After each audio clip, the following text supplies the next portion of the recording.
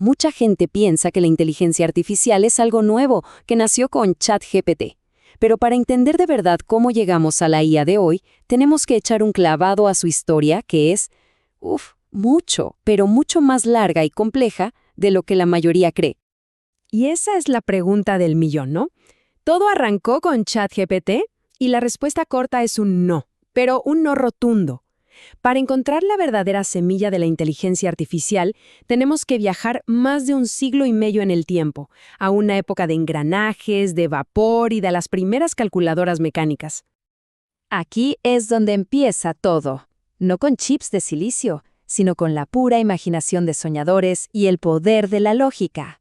Con esa idea fundamental de que una máquina podía hacer algo más que solo trabajo físico.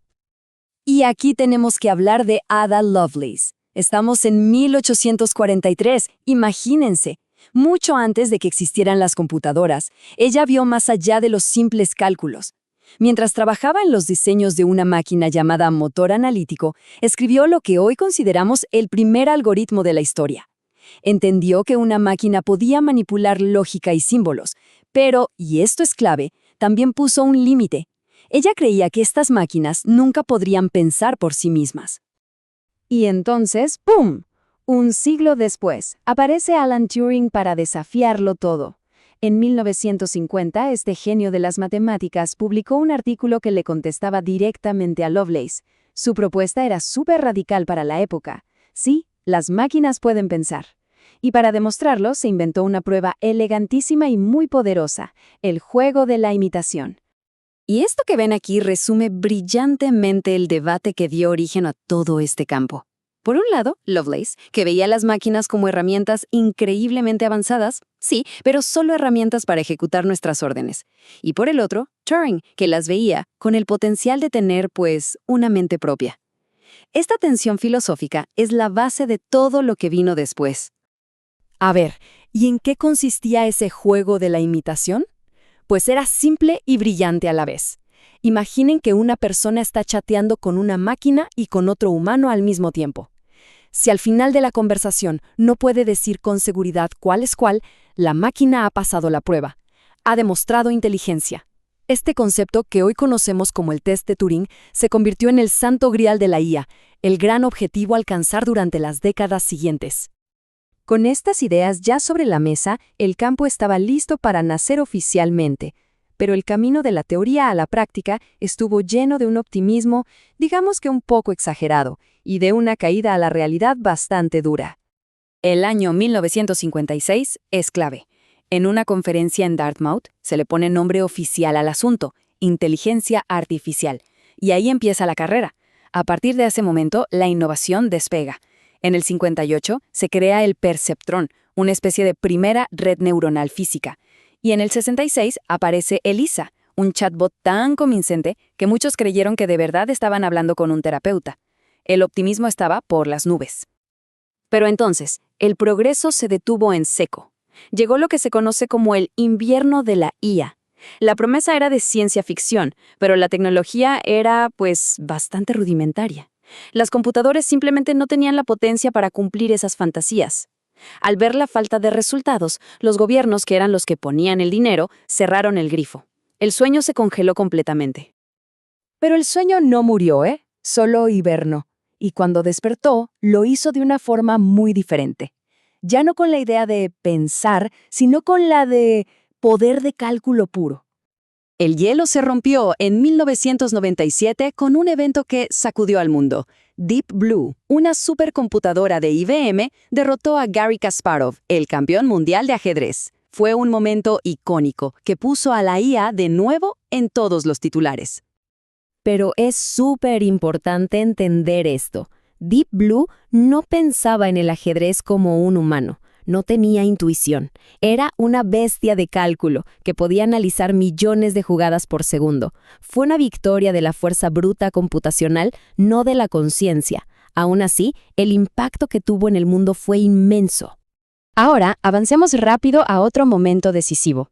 El año es 2011 y la IA está a punto de salir de los laboratorios para meterse en nuestra vida cotidiana.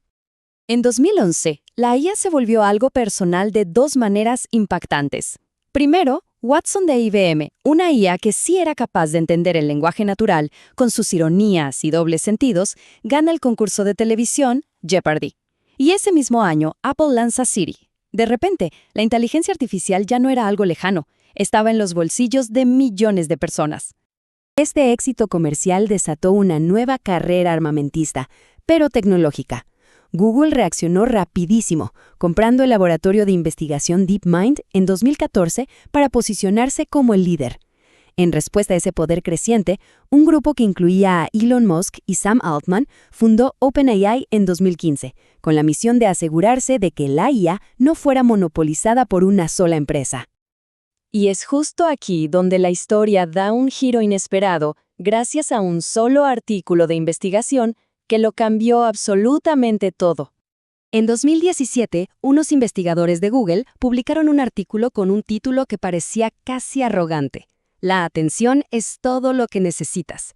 Este documento introdujo una nueva arquitectura que iba a resolver uno de los mayores problemas que tenía la IA hasta entonces. Esta era la arquitectura Transformer. A ver, para que se entienda fácil. Imaginen leer una novela muy larga.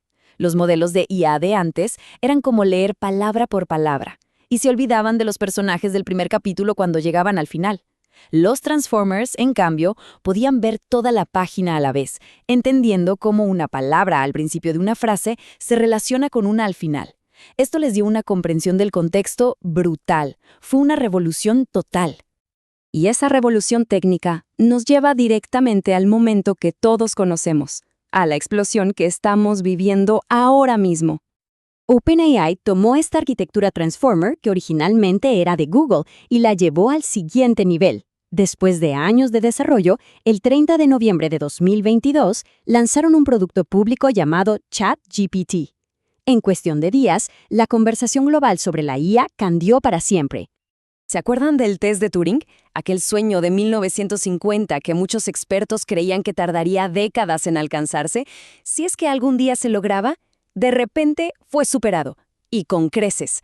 La capacidad de ChatGPT no solo para conversar, sino para escribir poesía, depurar código y generar ideas creativas, era algo que nadie, de verdad, esperaba ver tan pronto. Y eso nos lleva a hoy. Vivimos en medio de una intensa guerra tecnológica. Todos estos gigantes compiten por el próximo gran hito, la AGI, o Inteligencia Artificial General. Es decir, una IA que no solo sea buena en una tarea, sino que tenga capacidades cognitivas generales como las de un humano. La carrera está en pleno apogeo. Entonces, ¿cuál es la lección de toda esta historia? Desde Loveless hasta hoy, la IA ha sido una herramienta. Una increíblemente poderosa, sí, pero una herramienta al fin y al cabo. Quizá no está aquí para reemplazarnos, sino para aumentar las capacidades de quienes aprendan a utilizarla. Y esto nos deja con una última pregunta. Si todo este viaje, desde los engranajes de Ada Lovelace hasta el ChatGPT de hoy, ha sido solo el prólogo, ¿qué nos depara el próximo capítulo? La verdadera carrera por la superinteligencia podría ser que apenas está comenzando y la estamos viviendo en tiempo real.